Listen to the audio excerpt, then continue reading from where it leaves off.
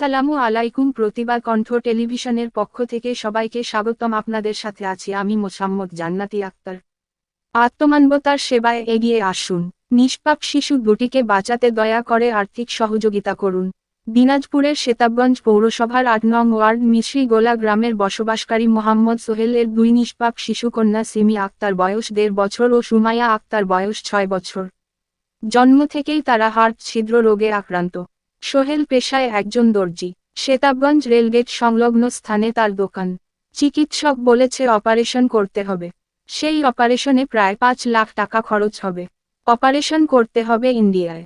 দরিদ্র সোহেল অনেক কষ্ট করে দুই শিশু এবং তার পরিবারের ভিসা পাসপোর্ট করার পাশাপাশি ১,৫০,০০০ টাকা জোগাড় করেছে। অবশিষ্ট ৩,৫০,০০০ টাকা সে জোগাড় করতে পারছে না। তিনি সমাজের বিত্তবান সহৃদয় মানুষসহ সকল শ্রেণীর মানুষের কাছে তার এই অবুঝ শিশুকন্যাদের বাঁচানোর জন্য আর্থিক সাহায্যের আবেদন জানিয়েছেন।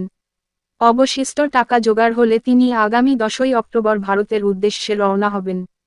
কোন সহৃদয়বান ব্যক্তি যদি এই শিশু দুটিকে বাঁচাতে আর্থিক সহযোগিতা করতে চান তাহলে ০১৮২৫৬৭১৭৭৭ এই নাম্বারে নগদ এবং বিকাশ করা আছে সাহায্য পাঠাতে পারেন।